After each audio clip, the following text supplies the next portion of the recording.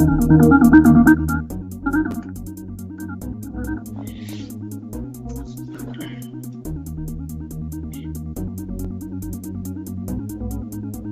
how about now? Can you hear me now? I can hear you. Great. Hopefully, no more lag. Well. Welcome back to Dallas Digital Marketing Talk, ladies and gentlemen, and everyone looking at us live via internet. We have some special guests in the house with us today. Today, Dallas Digital Marketing Talk goes Techweek and also goes digital design with two of the best in their vertical and respective fields. We have Miss Amanda Signorelli, the CEO of Techweek. Hello, how are you doing today? I'm doing good, and you nailed the pronunciation. Hey, and also we have none other than Ford Motor Company's chief designer, Mr. Earl Lucas. I want to welcome you both to Dallas Digital Marketing Talk. Happy Saturday. Happy Saturday. Well, we're sorry for the delay, but hey, we're here and we're going to move forward and have some fun. Well, I'm really excited about this show. You know, Dallas Digital Marketing Talk is a platform that I put together so I can be able to talk to all respective verticals in their respective businesses or fields. Because the world that we live in now with technology is more about algorithms and digital marketing, social media. And those play a really big part in the way that people are being found throughout the worldwide internet through digital marketing and social media. So we're going to get right into it because I know both of you guys are super busy. On Saturdays, you probably, I'm just thankful for you guys taking your time out to join us. Miss Signorelli, we're going to start with you, if you don't mind, Earl. Just tell us a little bit about who you are and what you do. Absolutely. So my name is Amanda Signorelli. I'm the CEO of Techweek, and Techweek is an international technology festival, conference, and media platform. We focus on everything that has to do with technology outside Silicon Valley. We believe that the media, frankly, tends to be myopically focused on everything that's happening in San Francisco as the guiding field for tech. And we believe that there are these amazing ecosystems outside of San Francisco that really have a great story to tell, such as Dallas, which kicks off with Tech Week Dallas on Monday. Yes, we're really excited here in Dallas. And I've also had the opportunity to live in the Bay Area for 12 years. So for you guys coming here, it's going to be an awesome feat. So we're really excited, and we look forward to you coming and taking over the city. Thank you. We can't wait. And Mr. Earl Lucas, could you tell the viewers that are watching a little bit about who you are and what you do and, the things that you're doing? Well, my name is Chris. Of course, as Earl Lucas. I am a chief designer at Ford Motor Company. I am responsible for the exterior designs of many of the products that you see on the road, which of course all start digitally. Me and Chris is being very modest with us. He knows that we went to high school together, which was a long time ago. Yeah, I am delighted to be on the show, and hopefully. He paused it. Hey, Earl and I used to play basketball against each other. We went to the School of Performing Arts here in Dallas, Texas. I used to always beat him, Amanda, in basketball. But, that's not true. That's not true. You know better. That's not true. I told him now that we're a little bit older, we're going to see if he still has it. Well, working for two of Google's top companies, I've had the opportunity to work with a lot of important people, and I saw a need where you will be able to come and discuss the different verticals on how things are relating to technology and design. So I'm going to start out with a couple of questions first to get us started. I'm going to start out with Amanda. When did you take over being the CEO of Techweek? I took over back in March. So my first Tech Week ever was Tech Week Detroit back in 2015, selling and working just on offsite, and then really looking to recruit companies specifically to come and participate as potential investments for corporations. And Mr. Lucas, what year did you make a major impact with car design for Ford? What year was that?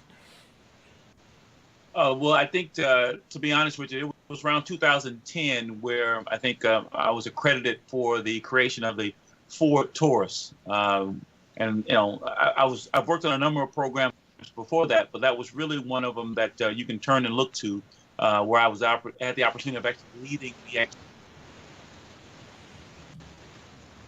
For some reason, you're going in and out on us with your Skype, sir. There you I go. have. I hear you guys great. Yeah, you kind I of hear you guys pausing. great. But Chris, can you guys hear me now? Oh yeah, we see you, we hear you real good. Just pausing a little bit, but hey, that's Okay. I got one of the Okay. best All right. engineers behind the scenes, so I'm not worried. Well, 2010. To answer your question, 2010 with the Ford Taurus was my most significant contribution, and future products that are coming, you guys will see. So, Okay. Well, look, I want to jump right into Technology Week. Technology Week is going to be a real big thing here in Dallas, Texas. So, what are some of the new things that you see coming out, especially with the improvement of the mobile phone and things like that pertaining to the mobile phone and mobility? How are you adjusting to those different verticals with the people and the platforms that you're seeing right now, Amanda? So it's pretty broad in terms of saying mobility per se, right? Apps are very common for most companies. It's just kind of a necessary but insufficient level of engagement. I would say Dallas in particular isn't necessarily the market where we see, in comparison to all of our other markets, the most amount of growth in mobile. The one where you actually see quite a bit of potential is Havana, which was a market that we were in last year. And so it's very much market to market, but I think what you end up seeing coming out of Dallas in particular is a lot more focus on B2B enterprise. So small business to business enterprise. So what is the growth potential you think here for Dallas as far as technology? Not only with Tech Week, but as far as the automobile industry. I mean, it seems like Toyota's moved here, I believe. I mean, it's a lot of people moving here from Silicon Valley. I mean, share those thoughts with me for both of you guys. I mean, Dallas has long been known as a very prosperous hub for big businesses, but not everyone seemed to realize that Dallas also had a thriving startup ecosystem and that the investment levels have been increasingly rising year over year. And for us, what we're seeing is that, yes, you've got businesses that are moving to Dallas, but you're also seeing startups and small businesses look to actively engage some of those larger corporations as well, writ large. And I think what's incredibly exciting is to see the growth in mobility, to see Toyota out there working very hard, to see other people when it comes to mobility writ large, even looking at examples such as the company Rise or at Gulfstream or Bay Systems and what they're doing. There's been so much growth in that particular vertical that it's very exciting to see what it will look like maybe 5-10 years down the road now that you have the key players that are actually in the Dallas-Fort Worth area. And Earl, what about you? Obviously, when you're designing, when you're sitting down and you're putting together a body of work, and you're seeing that the way that technology is shifting as towards Wi-Fi, wireless, things like that. When you're designing these cars, I mean, you have to, I would imagine you would have to design a car in your mind in respect to the way that people are on the phone or people are looking at video or just connectivity. Period. I mean, how is that affecting your designs? well, I mean, of course, it affects the design because I think the definition of a car is changing every day, and with the use of apps, with the use of technology and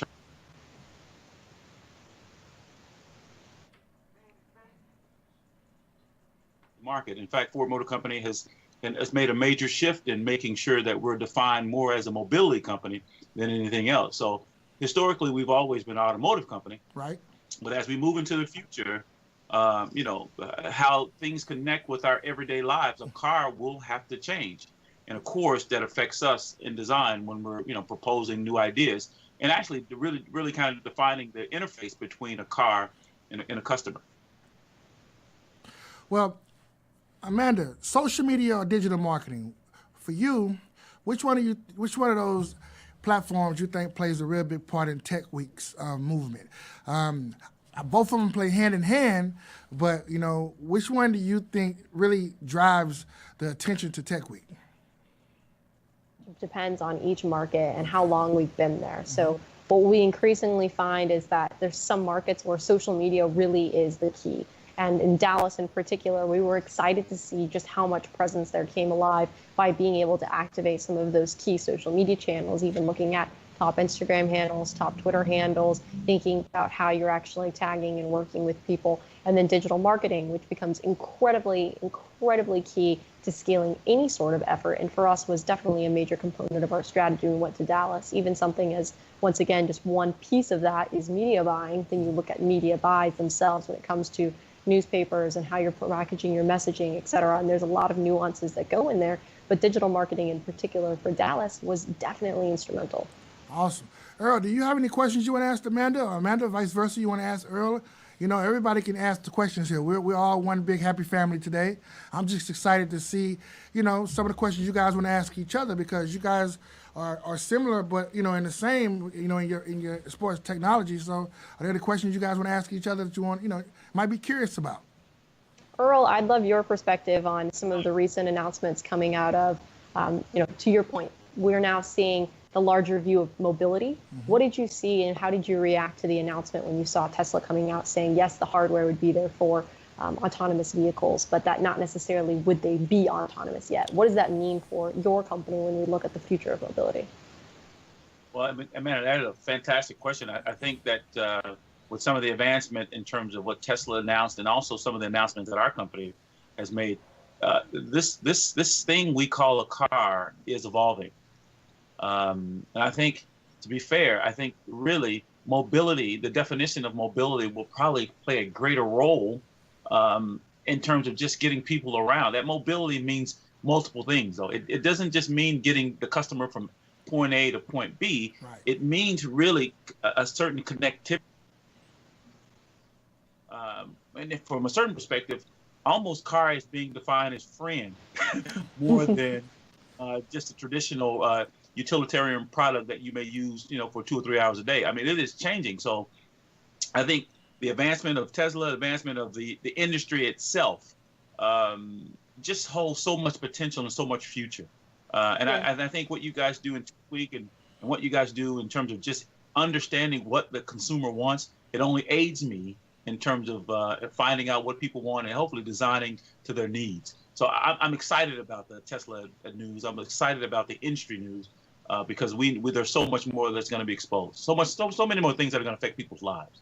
I love that idea of being able to be connected to your car in a way that people maybe not even could convey, right? Think about how individuals originally thought of a phone as simply being a way to deliver a message to one person via the other using voice. And now you're talking about a personal computer tracking device and also a sensor that's consistently tracked to you. What if that becomes your car? That whole nother vision of what does mobility mean, especially as we start thinking about the need to, do you even need to go to the office? If you have kind of advents in AR and VR, is there a need to move at all? Where are you going? Wow. You know what? I think what's, if I may, Chris, I think also what's interesting to me is that, you know, this whole thing about being autonomous, decisions for people, customers. You know, when you put the advent of autonomy in the car, a lot of us have been drawn to cars because of, you know, burning the gas, but the customer is evolving. This whole idea of having autonomy in the car will not only change the interior environment, but what you want from your car. You know, it used to be about horsepower, right? Yeah. But I don't know if the customer in the future is going to find horsepower and things like that. The machismo part of that, you know, muscle cars. I don't know if that's the future. I hear this you. autonomy thing really changed. I love it. I had a nice little fast red car when I was younger, and I loved being able to speed along in that. It's not going to be the same when it's autonomous and holding me back. You guys are the, you may be able to. You guys are the people that make the world go round. I mean, because you guys, we're going to be able to live it like the Jetsons. If that's the future, okay, we're headed toward it. I think we're living in it right now. Only thing left is fusion, where we can fly above the ground. But I think we're getting closer to it.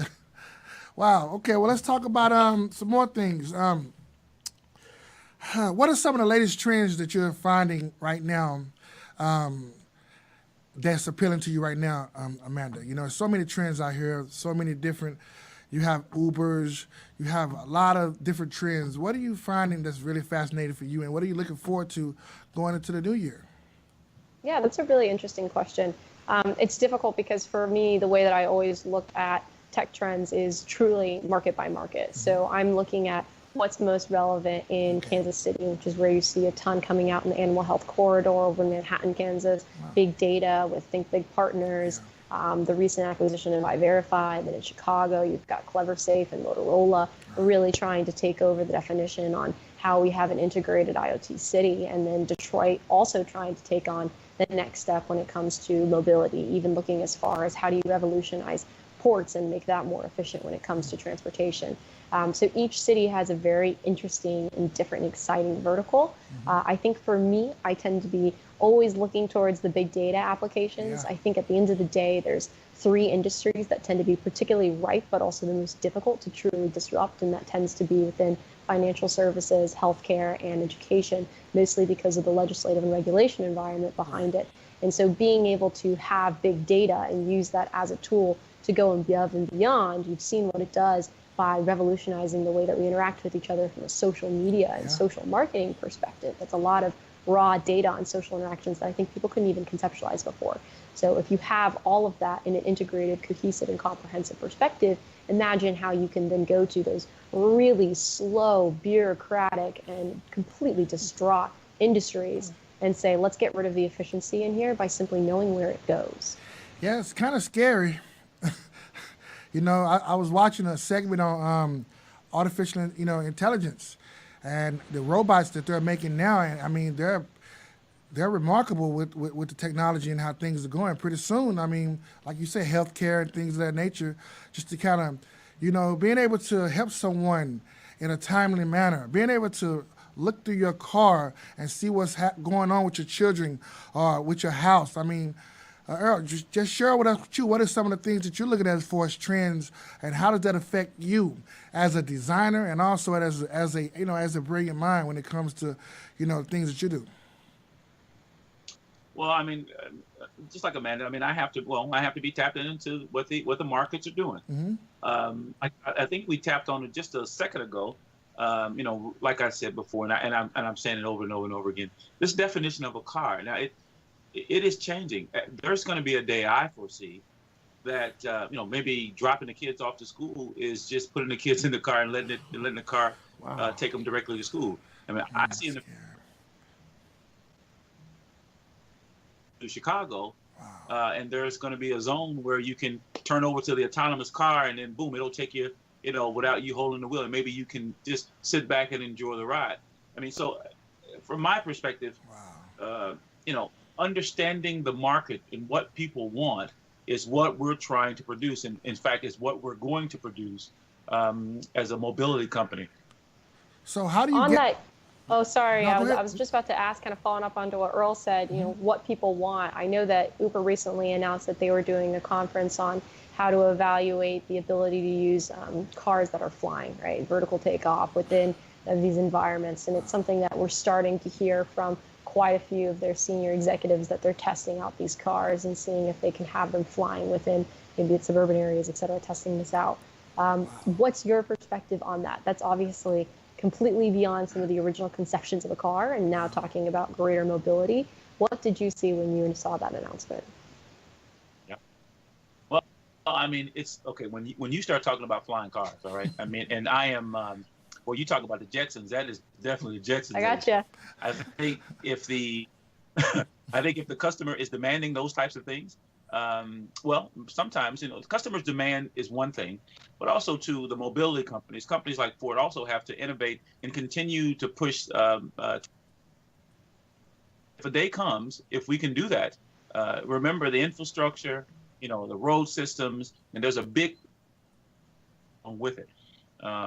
But listen, nothing is impossible. Nothing is impossible. I believe that more importantly, getting to the heart of what the customer wants is the primary thing that all companies will have to do, whether it be producing a car that flies, or producing a car that's autonomous, or producing a car that's electric, or producing a car, whatever the platform is, as long as the customer is wanting and willing to pay, yes, all things are possible. All things are possible. Yes, I think all things are possible. We have to get Amanda. You most definitely should get Earl to come speak sometimes, because I think he'll do pretty good on the panel. Absolutely. We got to get you on Detroit too. We can really rival him out there. Most definitely. Yeah, he's a Dallas native. I wish he was coming home this weekend so he can come to the event, but I know he's a busy guy. Well, Well, I mean, I could come home. Trust me, nothing's like home. I mean, I've been in Detroit for, oh my God, too long to remember when I first got here. But Dallas is still home, Yeah, and I still have folks there, so we love Dallas. yeah, Dallas is amazing, man. You know, the technology, even what I'm doing right now. You know, I'm dealing with the new company I'm working with called Vocal. They're expanding the brand. I mean, the market is live. They allow you to live stream and be able to reach people like yourselves. I mean, things are changing here in Dallas at a rapid pace, and social media and technology is really huge here as well, and also automobiles, especially automobiles. This is cowboy country, as we say. You know, I don't know if you guys are cowboy fans, but this is cowboy country, and we're doing pretty good right In now. fact, in fact, in fact, Chris, can I say something? Can I say that Ford officially has made, or Lincoln and Ford have officially made it that, you know,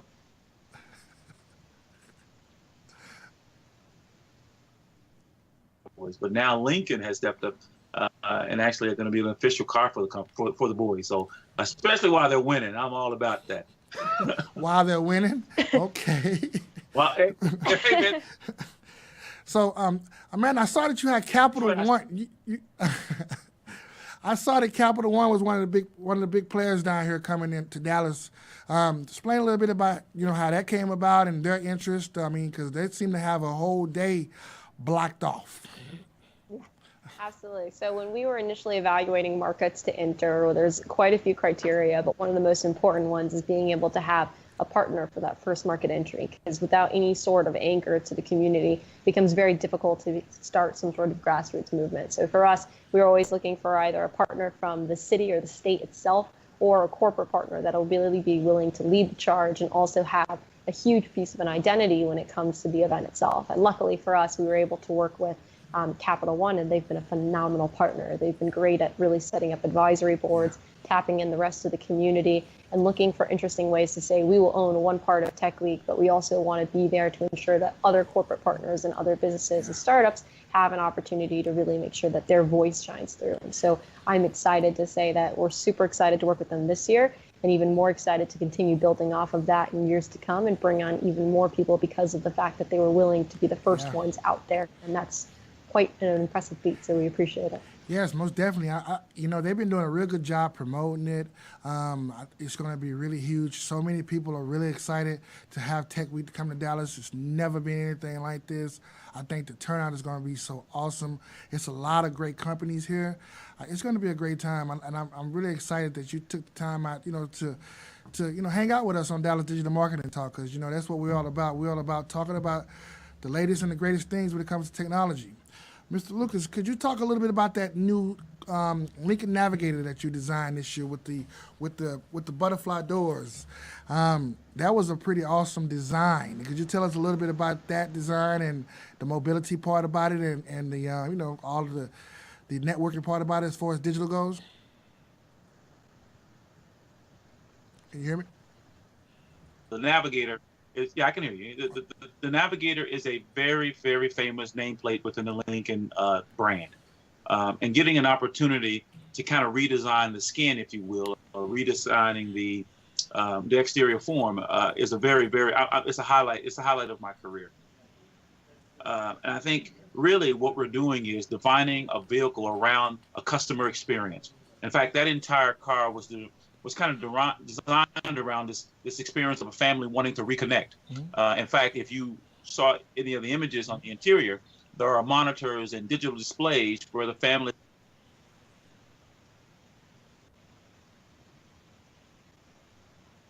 first, second, third row, but more importantly, just creating an environment, a safe haven, if you will, of reconnecting, and of course, as they travel to a vacation. So getting a chance to work on a property like that, or a program like that, is just fascinating. The Navigator has so much heritage in terms of being the first LPU, or the large premium utility in the marketplace. So Lincoln understands, Ford understands how to design these types of products. It's a fascinating concept car. I think the gold wing doors are just kind of meant to just kind of highlight. Yeah, I like it. Which interior. So it was a fantastic program, fantastic project. So Amanda, you say both of you guys looking at market space, market share. You're looking at how the culture is changing, obviously, for both of you guys in. Now, I think the next stop is LA, right? That's correct. We've got LA and then Miami, and then we'll start the year off again. Now, LA is Hollywood. Tell me a little bit about you. I know how you say you saw Dallas, but LA is like across the platform, everything. What are your thoughts on that market that you're getting ready to go to? I mean, because LA is a whole nother beast itself, you know? Absolutely. What's great about LA is that there is an increasing amount of success stories that I think people are now really excited to start sharing, because the second you have these large companies that are substantial and sustainable tech platforms that then end up having so much success, it results in quite a few spinoffs. So the examples here are obviously Snapchat is getting ready to IPO. That is something that will produce quite a few people that are able to take a cut of that. They then become angel investors. They reinvest that community into the rest of the future entrepreneurs. You have very talented engineers that come out of that. Then you've also got the other success story with looking at Dollar Shave Club. It was a fantastic exit. The result of that will be the same thing, constant spinoffs, growing the community. And being able to see that success also translates not only into the rise in terms of numbers of startups, but the ones that you know have the promise and the vitality in order to continue living on in the longevity piece, to be able to make it those 5 years. And I think the fact that Techstars last week has now made an announcement to open a Techstars LA really goes in and solidifies that same message, that it's not just one or two offshoots. There is really a movement that's encapsulating the entire market and is going to continue propelling the momentum forward. So do you guys think that, not to talk politics, but going into the new year with the things that are changing, with the new president coming aboard, I mean, do you guys see an increase? As far as, obviously it has to be an increase going into the new year, but how do you think it's going to affect, how do you think it's going to affect the mind state of the country? I know everyone wants to do mobility, do sustainability. They want to do all these wonderful things, but at the end of the day, how do you think this election is it going to catapult technology to the new millennium, or is it going to just have a decline, or are people afraid of going forward with the new millennium? I think there's a few factors that are important to consider, right? There's the impact and the influence of technology itself, but then there's some other underlying economic forces that I think are incredibly important to realize, which is the rise of freelance and independent workforce. It is no longer that you see people just in a corporate setting or just working at a startup. You see a lot more small businesses, a lot of people that are self-employed. I know Accenture's recently come out with some data saying that, over the next 5 to 10 years, 43% of your classic workforce is also now going to be seeing a rise in freelance, right? I mean, there are some really strong indicators that you're going to see an increase in that independence factor. And a lot of that comes with being able to understand, not only the business models and being able to start that, but also then be able to democratize the access of technology that allows you to hit scale and turn something that was just an idea into a real business. So that's the first one. And then the second piece that's incredibly important, which we're increasingly seeing, is that, as everyone knows, the companies that are actually on the S&P over the past 50 years are consistently changing, right? So companies that you may not even know about today will be on there and that we're looking at and tracking. And increasingly, you will see that every company will be technology enabled, which is just a fact that exists today. And increasingly, you'll see the CIOs and CTOs of those companies having more control, because every company will be entirely predicated and enabled by technology. It's just a question of what will be the next round of tech companies that are inching out some of those old stalwarts. Everybody sees it. It's really a force that's frankly not to be reckoned with, and I think everyone feels pretty bullish about that. And your thoughts, Mr. Lucas? Amanda, to be honest, regardless of which presidential candidate gets in office, there is going to be much more collaboration between brands and companies. I mean, I'm listening to her. Regardless of what that particular widget or entity or technology or whatever device they're selling, but companies are having to learn to work together. They're learning, they're going to have to partner up, because if they do not stay ahead of this whole technology and what consumers want and this whole digital age, they find themselves going the way of the dinosaur. Now, I listened to conversation about government influence. Well, the government needs to foster or promote that this culture, this country is about progress. And I think, start helping with those collaborations, allowing small businesses a chance to start up, right? Or helping these small businesses to get a stronger foothold, whatever they can do to help. That's what America built. Well, I want to ask both of you guys about the RFID chip because it kind of plays a big part in technology as well. Are you guys familiar with that? Yes. Now, do you think that because it can do so much, it can help you find out who a person is through medical. It can start your car. I mean, it can you can get scanned when you go through the grocery store. I mean, because of big data and these things are collecting information and everything is being stored in a database. How do you think of that going into the marketplace, the RFID chip, as far as utilizing it for the greater purpose of technology? Do you think the world is ready for that? Earl, I'll let you kick Ready or off because you're not. probably using it. Yeah, I hear you, Chris, but ready or not, I mean, here it comes. I mean, I think that I the like that biggest one, thing Amanda. with the big data, right, Uh-huh. is really the usage. As long as it's being used, of course, in terms of sharing. I think the only thing that I think we get nervous about is because we have so many Terminator movies in our heads. We have we have all these ideas of what chips can lead to in terms of even AI. But I think this is all good stuff. I Okay. think data collection, data understanding, data mining, and understanding how to use the data is just part of our culture. It's part of our future, and it's coming. Ready or not, Chris, it's here. Yes, I know. Yes, I know. I mean, Google is doing. Yes, I know. It just seems like it's becoming. Well, how can I say this? It's becoming just virtual reality. It's like I'm living in a virtual world, but I'm living in the world itself because things are so easy. Information is there. It's easy to get in front of those consumers.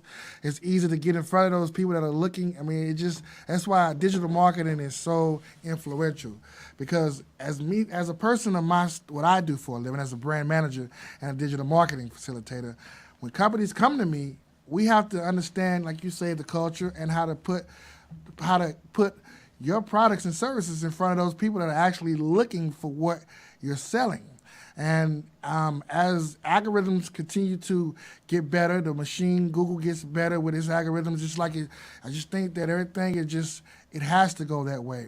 Unfortunately, the chip is here and it's coming, but it is what it is, right, Amanda? I'm not scared. I'm ready for it. I'm excited. I see the more data that's out there, as long as you've got, most importantly, the element to clean it, right? There's a Yes. ton of noise out there and dirty data is everywhere, and that's not what we need because with it becomes pretty large level of responsibility. So as long as that's there, I'm happy. I'm glad you touched on the dirty data. No longer can you go to your internet and at home and watch a show of your liking because now you're being tracked. You're being tracked for everything that you're doing. So what about privacy when it comes to technology? Do you think that we have no more privacy? In a minute, everything that we do will be tracked. I mean, our every movement. So elaborate on that world that we have coming because that world is here now. Yeah, I think the hard part with privacy is we're still at an age where it's a relatively asymmetric market. You have quite a few consumers that really do have the opportunity and the ability to opt out of it, but don't necessarily know how to do so. And then you also have businesses on the other side that are taking advantage of that. So it's a difficult place to be in the middle of. And I think there's a lot of education that really needs to occur. Because if you do want to be this person that's going to have your entire life tracked, go for it. If you don't, there is some opportunities to protect yourself, but there's also a need for the government to step up. And I think that the biggest problem you see there is a lack of true understanding to even begin to have that conversation. I'd met with an expert in New York specifically talking about the fact that there's really nothing when it comes to regulation specifically around artificial intelligence. How are you going to govern that? What will be put in place to create barriers between machines and how they're communicating and how far they can go and how much data they can look at? So there's quite a few areas that need to really grow and develop. And unfortunately, it's one of those topics that people never get excited about until it's too late. So there is quite a bit of work on the education portion that needs to be done. I agree with you. I think I want to have a segment on that where we talk about not knowing that you have the ability to opt out because you're not educated or unaware. And before you know it, you've been opted in and they've infiltrated and took everything about you. You have no idea, and that's the scary part because there's a lot of people out there that do not know how to opt out or as we say, protect themselves from people that are actually pretty much taking their whole livelihood away. Ooh, data, something else. And Mr. Lucas, is there anything you want to share with us too? No, I just love the idea that this whole adage of knowledge is power, right? I mean, it's back in the day and it's still here. The more you know in terms of being able to opt in or opt out, right? And knowing what working or being on social media, being just living in this new world, Chris, I think all of us should be mindful that we shouldn't be viewed 24 hours a day, right? I mean, I have my moments where some days I'm great and some moments I'm not, but at the end of the day, I should be able to choose that, and that is a way that government can influence and help us. That sometimes, we have the right as Americans to participate or not to participate. So that'll be important in the future as well. Very important because that right is what I think that a lot of us are going to have to fight for because technology obviously can help us out 90%, but then like Amanda was saying and like you were saying, the old ways. Some of the old ways, they're stuck in the old ways. A lot of time when I talk to clients or I talk to people and I educate them about a brand and how important their brand is, they don't tend to understand how technology can help leverage their brand. They're still thinking that print is good for them, and print is way down now. It's just amazing. That's so. Now, another question I wanted to ask too. Also, this one is to you, Amanda. Now. Wow, what was I going to talk about? The financial part, like Wall Street and technology like that, dealing with that. How is Tech Week? Well, how is technology going to affect the way that Wall Street runs now? Because I know that we had to crash for a split second, and then I mean, do you think there are going to be better ways of improving and protecting us? I mean, or is there? It's just you never know. I mean, is it just a win-win or give or take? One day it might be good, You never know. You never know who's going to turn out to be good or bad. That's for sure. I think at the end of the day, there's so many different pieces to unpackage in that question. I mean, the rise of fintech is pretty substantial, and how that's impacting financial services overall varies pretty substantially. Even so far as looking at, there's a few companies out there that are targeted around increasing access for people in lower income areas to get SBA loans from commercial banking. So that's somewhere you see people doing good. But then you also see those that are focusing on the algorithms that are taking advantage of a split second in the stock market to then bring down entire entities. There's for the bad. And that will continue to be the case of not necessarily knowing the face of the type of tech company you're dealing with. So I'm not quite sure what the verdict will be yet. Mm-hmm. Obviously, it'll continue to be a game of chess, but hopefully it'll be the white knight that comes through. Yeah, we hope so. I'm really fascinated with the way the algorithms run the world now. We're just a world of algorithms. Everything is algorithms. It's just unbelievable. I mean, even with putting it in the clouds. It's unbelievable. So, designing, to have a creative mind, to design technology, to design the way that customers adapt to new technology when it comes to the automobile industry. The automobile industry for the last couple of years I've been watching. I've had the opportunity to be a part of the growth, and especially on the search side. Explain to me how does Mr. Lucas, you design them, but how close do you get with the guys that actually go in and put the technology in the car? How do you get all the way down to the trim, or do you just design and say, hey, here's the design, and right here, do you, how far do you as a chief designer see the whole process of that design and the connectivity to it? Well, I mean, it all works together, Chris. I mean, it's nothing for me to work with my user interface or user, the people who actually put those things together in the product, but we work hand in hand. because what good is it is in terms of proposing an exterior form if the interior and all the creature features don't complement the statement that we're trying to make with that particular nameplate. So it's hand in hand. I mean, the way that the company has it set up, there's a ton of interface between, the marketing group. There's a ton of interface between, the engineers that actually, DNRs, the design and release engineers, that we have to all work together, to make sure that the nameplate is complementing the brand, and that the brand is delivering on what the customer experience needs to be. So all interfaces, whether it be the dimension of the steering wheel, whether it be the interface or the digital respond that you get, the haptics that when you touch a button inside the car, all of those things are done together to deliver the experience for the customer. So as an exterior designer, and I've also done interiors, all those things are important, Chris, and they're done hand in hand. Wow. And now, Ms. Amanda, you've been the CEO of Techweek. Obviously, you don't get any sleep, because you're probably super busy every day. Wow, I was reading a little bit about something that you did. Let's talk about Kansas, right? Kansas, you guys just came from Kansas. I looked at a couple of the videos in Kansas, and you guys had a nice turnout. Let's talk a little bit about Kansas. You were saying that the reason you went there was because of what did they do in that market? Because I'm in Dallas, and I'm not too far from Kansas, and so I want to start kind of looking. I've never really gone to Kansas, so I didn't really think Kansas was that far on technology.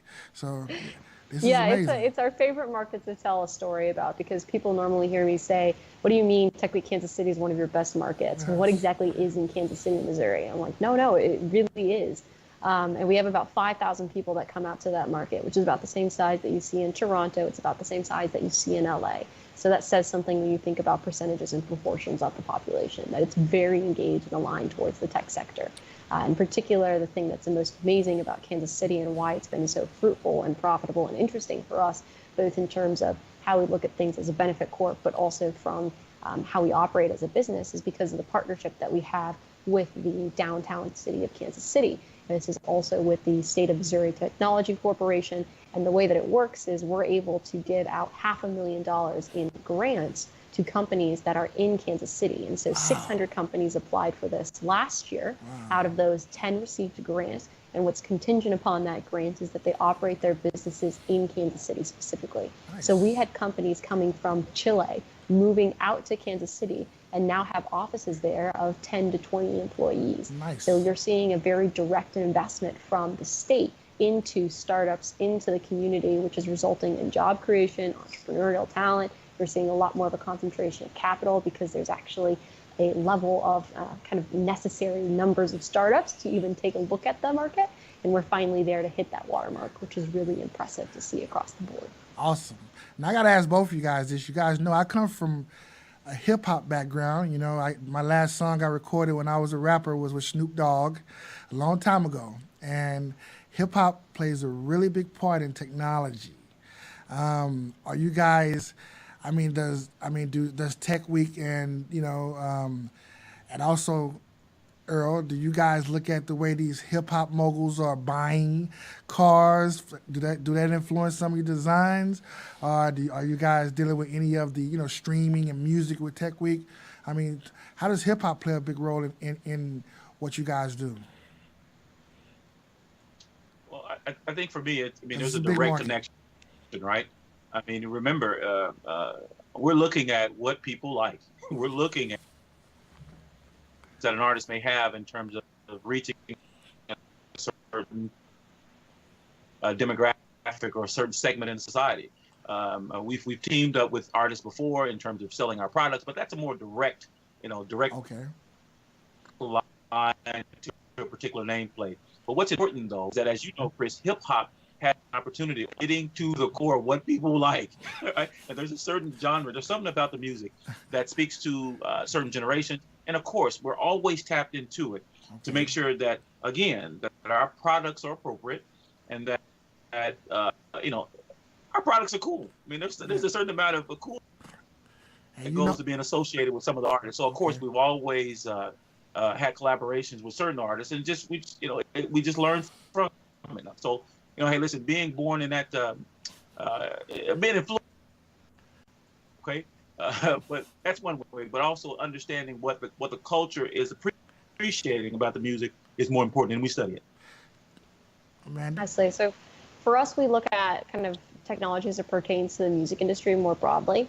When it comes to hip hop in particular, I think for us, what we end up seeing is that there's a lot of entrepreneurs in that space. Great example is Chance the Rapper, somebody that's out there who's really putting themselves forward and is owning their own brand without any sort of classic infrastructure, succumbing down to what has become a very bureaucratic and ugly environment for music production, right? This is somebody that's gone out there and say, no, I'm going to do it my way and I'm going to do it right. That's really impressive. And that is the true spirit of an entrepreneur. So we definitely look at tech and the intersection with music. It's very popular in LA in particular, but we're also seeing some of those, if you dive down deeper, into some really interesting examples when it comes to hip hop. Earl, I just wanted to see how cool Amanda was. She passed the test. She said Chance the Rapper. Who doesn't love him? Come on, he's great. I said, okay. She's pretty cool. Yeah, you're cool, Amanda. Okay, no worries. Well, look, we're gonna wrap it up here. It's almost about a couple minutes till. But what I want to do is going forward. Obviously, I would love for both of you guys to sponsor Dallas Digital Marketing Talk. We could really use the sponsorship, Techweek and Mr. Earl Lucas. But hey, just tell us a little bit about what you guys are going to be doing, and so that people can reach you and look for you on social media and everything, and they can find you, know what's going on with you. Start with you, Amanda. Absolutely. So I'll be out at Techweek Dallas, which kicks off on Monday, and we'll be out there through Friday over at the Bomb Factory, Capital One, Corporate Innovation Day, Tech in Motion. We've got a fantastic block party on Monday night for Halloween, of course. And if you want to stay up to date with all the trends, you can go to techweek.com/Dallas or follow me on Twitter. It's pretty easy to find me. It's just Amanda Signorelli. So look me up, and it'll be really easy to catch me in all the other markets too. And Mr. Lucas. Well, I tell you what, Chris, to be honest with you, I just have your listeners and you in particular, just go and visit our website. I mean, you can go to Ford.com, or you can go to, currently I am working in Lincoln.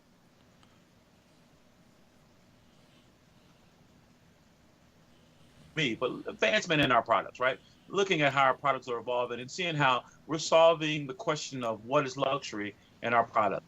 I think the customers, if they do that, if your listeners do that, they will see that Lincoln is advancing way faster than we've done in the past. So that's all I would say. No necessarily attention drawn to me, but just take a look at our brands.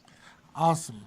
Well, ladies and gentlemen, and those who are at home and worldwide watching us via the internet, we want to say thank you to our distinguished guests, Mrs. Amanda Signorelli and Mr. Earl Lucas, and we really appreciate you guys.